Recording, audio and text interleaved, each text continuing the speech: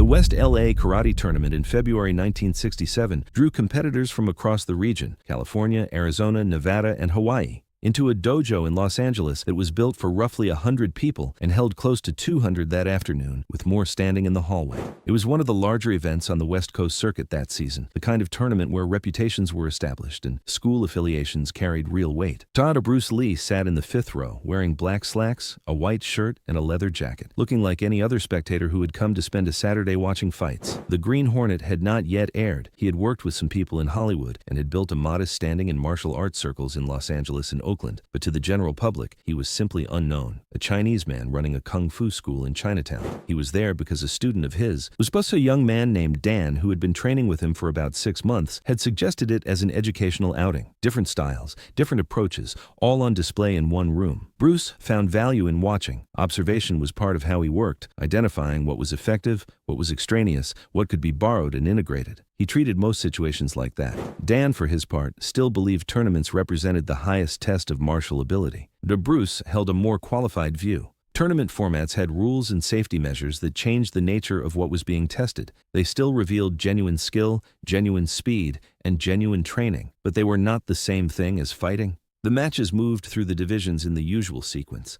White belts, colored belts, brown belts, the technical level rising noticeably at each step. By the time the black belt division reached its finals, the techniques were sharp and the competitors clearly experienced. 2 fighters remained. The announcer introduced Michael Chen first, from the Shotokan Karate Academy, a 4-time tournament champion, undefeated across 12 events that year, Chinese-American, around 6 feet tall and 170 pounds, moving with the particular contained authority that comes from 2 decades of serious training. He was the recognized name in the room, the expected winner. His opponent was David Martinez from Eagle Rock Dojo, a first-time finalist who had reached the final through close decisions and had not dominated any of his earlier matches. The bout confirmed what most people had anticipated. Michael opened with a textbook reverse punch that David blocked while giving ground, already on the back foot. A combination followed, punch, kick, and the kick landed cleanly for the first point.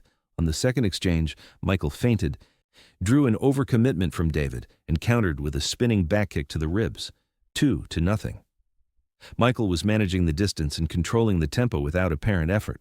On the third exchange, he moved to close it out with a jumping front kick aimed at David's chest, but David sidestepped and threw a sweep that caught Michael in the air. Michael went down hard, flat on his back, and the judges awarded a clean point. The room responded. 2-1. May and David had established that he could compete. Michael became more careful after that, more measured, and the next exchange was even, neither man landing cleanly. Then, Michael went to a fake high kick, drew David's defense upward, and drove the real kick low into his supporting leg. David stumbled. The follow-up chest punch landed, 3-1. Michael Chen extended his undefeated record to 13 events. He received the trophy and the microphone. Bika, and what followed was not a standard acknowledgement of coaches and training partners. "I've won 13 tournaments this year and beaten everyone who's competed," Michael said. "I'm grateful for the competition, but I want a real test, something beyond point sparring and tournament rules. I've heard people argue that karate doesn't work in actual fights, that it's just dancing, just performance. I want to prove otherwise, so I'm issuing an open challenge. Any style, any background. Now step into this ring with me. No points, no stopping. First person to submit or get knocked out loses." The tournament organizer started to intervene. Michael spoke past him. "It's my choice and my risk. If nobody accepts, that's fine. But if anyone here believes their style is better than karate, the opportunity is right in front of them." The room was quiet. Michael was undefeated, clearly fit, and had just finished a dominant performance. Nobody stepped forward. Michael scanned the crowd, and his eyes stopped on Bruce. Fifth row. Small, still not wearing the nervous expression of someone hoping not to be noticed, instead carrying a particular quality of focused attention, the look of someone doing something more deliberate than watching. Michael had noticed it earlier during the bouts and noticed it again now. "You," Michael said, pointing, "in the leather jacket. You look like you know martial arts. You want to accept my challenge." The crowd turned. Dan elbowed Bruce. "He's calling you out. I see that. You going to accept?" "No. He's trying to prove something. I don't need to prove anything." Michael raised his voice. "What's wrong? Scared? Scared that your kung fu doesn't work against real karate?" Bruce's jaw tightened, barely perceptibly. He kept his voice level. "I'm just here to watch. I'm not here to fight." "Of course you're not, because you know kung fu is fake. Just forms, just practice, not real fighting." Dan spoke up from beside him. "That's Bruce Lee. He teaches martial arts. Real martial arts. You should—" Michael cut him off. "I don't care what his name is. I care whether he can fight. If he thinks kung fu works, then prove it. If not, admit it's inferior and sit down." Bruce was quiet, working through it. Winning created a particular set of problems. Being labeled as someone who accepts open challenges at tournaments, who fights to validate his ego, who beat a champion in front of a crowd and made an adversary of every karate school in the city. Losing created a different set, confirming every dismissal Michael had just expressed, leaving his own students with a damaged foundation of confidence, allowing a narrative about Chinese martial arts to persist unchallenged. Staying silent resolved nothing. It simply confirmed the challenge by default. "Okay," Bruce said. He stood. "But just sparring. No trying to injure. There's no trying to prove one style superior to another. Testing. Learning," Michael smiled. "Whatever you need to tell yourself." Bruce handed his jacket to Dan, walked down to the ring, and climbed through the ropes in his white shirt and dress shoes. Michael stood across from him in his karate gi with his belt and bare feet, looking fully prepared. Bruce looked like he had arrived from somewhere else entirely and ended up in the ring by accident. The referee asked Bruce whether he wanted to reconsider. He said he was sure. Rules were established by agreement. No eye strikes, no groin strikes, everything else permitted. Submission or unconsciousness ends it. Cameras appeared in the crowd. People who had come to watch a karate tournament were now documenting something different. Michael moved first. He came forward with confidence, settled into his traditional stance, front leg light, back leg loaded, and threw a testing front kick with clean Shotokan form. Bruce's hand came down and redirected the kick with minimal movement, a small, efficient parry that altered the trajectory without requiring much from him at all. Michael reset and threw a reverse punch at full power, the technique that had scored points against multiple opponents that afternoon. Bruce's body shifted and the punch passed beside his head by a few inches. He did not counter. Michael threw another punch. Same result. Then a kick. Same result. Everything was missing, not by a wide margin, just enough, with the smallest movements necessary. The crowd had expected to watch Michael take apart a non-competitor. Instead, they were watching a champion attack someone repeatedly and find nothing. Bruce was making championship-level karate look like it was moving in slow motion. Michael closed the distance and committed to combination work. Are you trying to overwhelm with volume and close off the available space? Punch, punch, kick, punch, fast and practiced. Bruce slipped the first punch, parried the second, checked the kick, and rolled under the final punch with the unhurried smoothness of someone who had read the sequence early and was simply moving to where the strikes were not. Michael stopped and stood still for a moment, breathing harder than he should have been. He needed to think rather than simply attack. But he went to a feint, a convincing high kick fake, and drew Bruce's defense upward, then drove the real kick low at Bruce's supporting leg. It landed. Bruce's leg buckled slightly.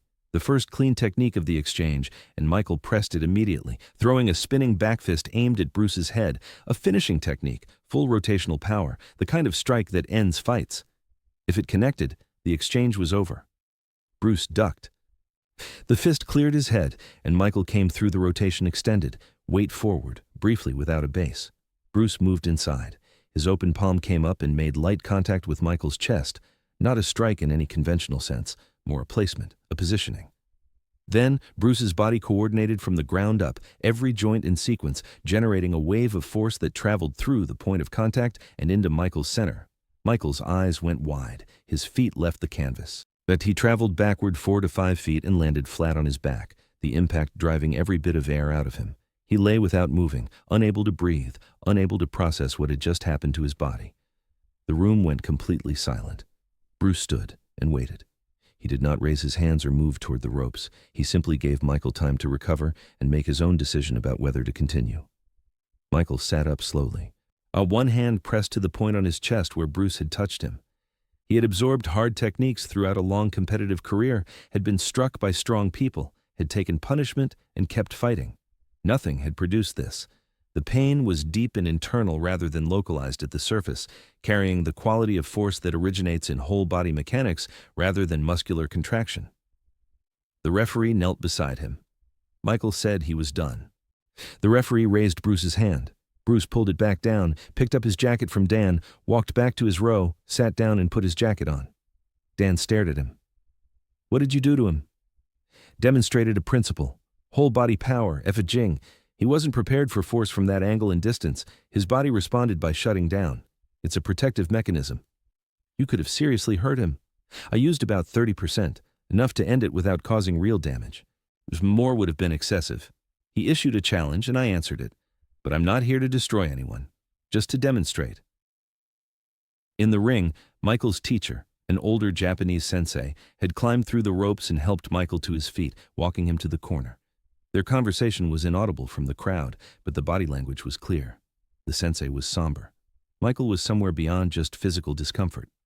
The competitive identity he had spent 20 years building, since he began training at age 7, had just been placed in serious question by a single exchange with a man in street clothes he had called out from the audience. After several minutes, Michael made his way to where Bruce was sitting. He was still pressing one hand to his chest. "Can I talk to you?" "Of course." "That power, I've never encountered anything like it. What was it?" "Jing, Chinese internal power. That generated from whole body coordination, ground through every joint to the point of expression. Instead of one muscle group generating force, every part of the body moves in sequence, and the energy accumulates. It expresses through whatever point of contact you choose." "Can you learn it?" "It takes years of proper training and a genuine understanding of body mechanics, but yes, anyone can develop it with the right instruction and real dedication to the work." Michael was quiet for a moment, but he had been competing since he was a teenager. 12 tournaments won that year alone, and a record that had come to define how he understood himself as a martial artist.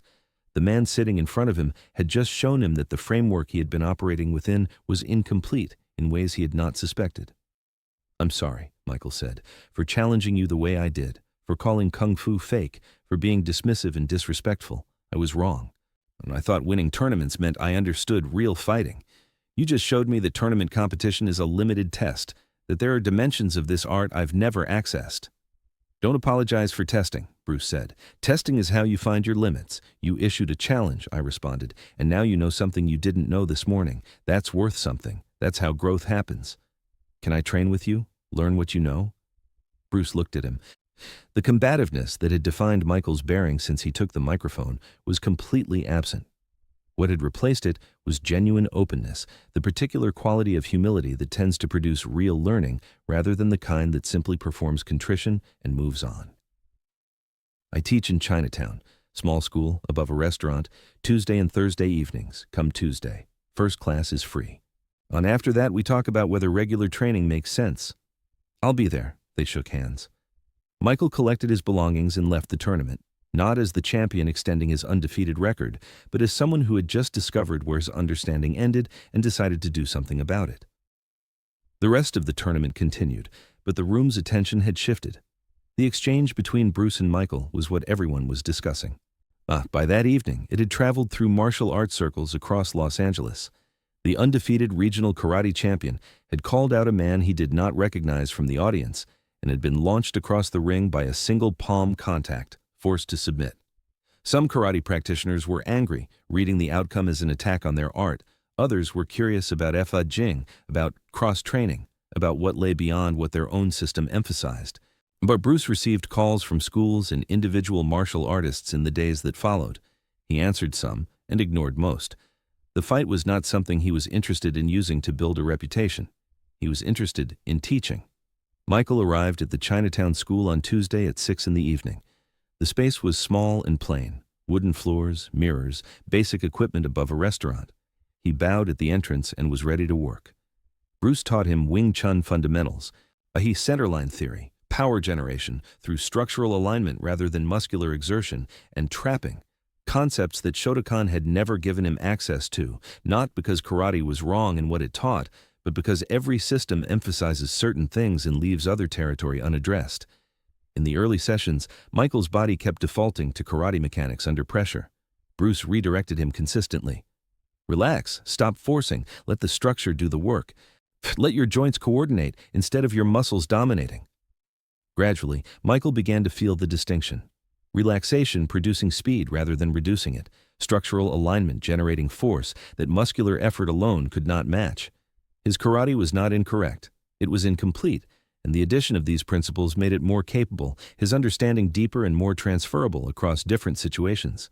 He trained at the school twice a week for 6 months. His karate changed in character over that period, less rigid, more adaptive, more able to respond to conditions that tournament formats did not prepare him for. He continued competing and won the majority of his events, but the metrics he applied to his own development had shifted. He was less concerned with his record and more interested in what each encounter revealed about his own understanding. Years later, after Enter the Dragon had established Bruce as a globally recognized figure, our journalist asked Michael to talk about the challenge and what came after it. "Best thing that ever happened to me," Michael said without hesitation. "I was arrogant. Winning those 13 tournaments had convinced me I understood fighting at a high level. Bruce showed me how narrow that understanding actually was, that there were dimensions of power and principle I had never imagined, let alone trained. He could have damaged me badly. He could have made me look completely foolish in front of 200 people. Instead, he used just enough to end it cleanly and then offered to teach me what I had just experienced. That's not just skill. That's wisdom. That's character." "Do you regret issuing the challenge?" "I regret the disrespect. I regret calling Kung Fu fake and being dismissive toward someone I knew nothing about. But I don't regret the challenge itself. That challenge led directly to the most significant growth of my career. Bruce gave me something that afternoon that no tournament win could have given me. The experience of being genuinely, completely wrong about something I was certain I understood. That kind of correction is rare. It changed how I train, how I teach, and how I think about martial arts entirely." What's the core of what he taught you? That style matters less than understanding.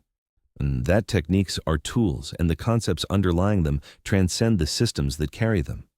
The best martial artists aren't loyal to a method, they're loyal to what actually works, and they keep testing that loyalty constantly. Bruce taught me to question what I had taken for granted, to test everything, to keep what's real and let go of what isn't. That's his actual legacy, not the films, not the international recognition, the philosophy. The insistence that martial arts is a continuous inquiry rather than a fixed body of knowledge, always more to learn, always room to grow. The account became part of the regional martial arts record. The afternoon, a tournament champion issued a public challenge to a man in the audience he assumed was an easy target, discovered he was not, and responded to that discovery by becoming his student. The debates that followed did about who won and whether the challenge was appropriate and whether Bruce should have accepted persisted for years. Those debates addressed the wrong question. The meaningful part of the story was not the outcome of the exchange in the ring.